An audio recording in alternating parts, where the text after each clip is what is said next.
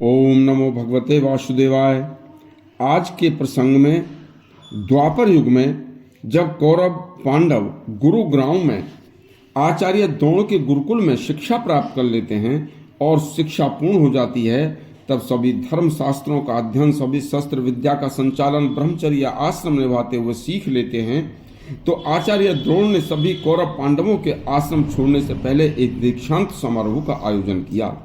उस दीक्षांत समारोह में भीष्म पितामह विदुर जी के कहने से भगवान श्री कृष्ण के गुरु संदीपनी सहित वेद व्यास और बड़े बड़े राजाओं को भी बुलवाया गया था तथा स्वयं भगवान परशुराम भी उस दीक्षांत समारोह में पधारे थे। जब भगवान परशुराम ने सभी कौरव पांडवों की विद्या को देखकर कहा कि हे पुत्रों, आज तुम संसार के सभी बलशाली योद्धाओं को हराने में सक्षम हो चुके हो। बस यदि आज से अब आप विद्या अध्ययन को पूर्ण करके इस आश्रम को पूरा करके दूसरे गृहस्थ आश्रम में प्रवेश के लिए बढ़ रहे हो, तो जैसे तुमने शास्त्रोक्त विधि से ब्रह्मचर्य आश्रम को पूरा किया, उसी प्रकार से शास्त्रोक्त तरीके से धर्म व विधि विधान के अनुसार अपना गृहस्थ आश्रम भी पूरा करना। एक उपदेश तुम्हें दे रहा हूं, कभी भी किसी दोष से लांछित तथा असदाचारित सत्कर्म विमुख किसी मनुष्य से कभी वर्ताव न रखना। हमेशा उत्तम विचार वाले, अच्छा परामर्श देने वाले, कुशल, सभी प्रकार से यथा योग सत्कर्मी और सदाचारी मनुष्य से ही वर्ताव रखना। ऐसे धर्म के अभिलाषी विद्वान मनुष्यों से ही वर्ताव करना। यदि तुमने ऐसे मनुष्यों से वर्ताव रखा तो जैसा वर्ताव वह करेंगे वैसा ही वर्ताव तुम स्वयं करना सीख जाओगे। माता पिता, आचार्य व अतिथि को देव स्वरूप समझना, उनके प्रति हमेशा पूज्य बुद्धि का भाव रखना तथा हमेशा ऐसे कार्य को ही करना जिससे करने से मन को आनंद मिलता हो, मन प्रफुल्लित होता हो। तब ऐसे ही कार्यों का सर्वथा स्मरण करते रहना। किसी दूसरे कार्य को कभी स्मरण भी सोचना भी मत। ये हमारे सदाचार हैं, उन्हीं की उपासना करना, किसी दूसरे की नहीं।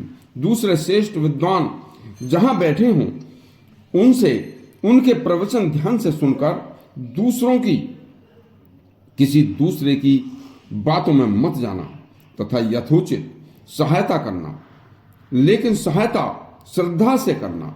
दान भी श्रद्धा से करना, अश्रद्धा से नहीं। दान हमेशा प्रसन्नता से, नम्रता से, प्रेम से देना चाहिए। सदा सत्य बोलना, धर्म का आचरण करना, स्वाध्याय में आलस्य कभी मत करना। आचार्य को जो प्रिय हो उसे दक्षिणा रूप में देकर गृहस्थ आश्रम में प्रवेश करना। शास्त्रोक्त संतान के सूत्र को कभी मत तोड़ना।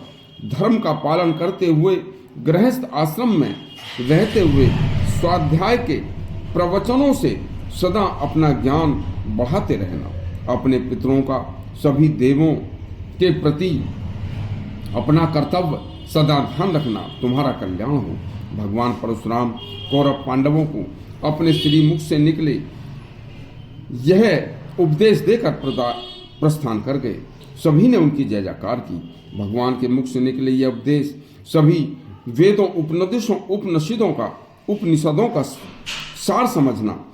अपने शिष्यों के शिष्यों को ऐसा उपदेश समस्त संसार के विद्यालयों के दीक्षांत समारोह के लिए प्रेरणा का स्रोत उपदेश है तथा काम आने वाला, जीवन को सुखी प्रसन्नता प्रदान करने वाला, सभी क्षेत्रों में भारी सम्मान दिलाने वाला उपदेश है। यदि आपके है उपदेश अच्छा लगा हो तो हमारा चैनल सब्सक्राइब करें और घंटी दबाएं। धन्यवाद।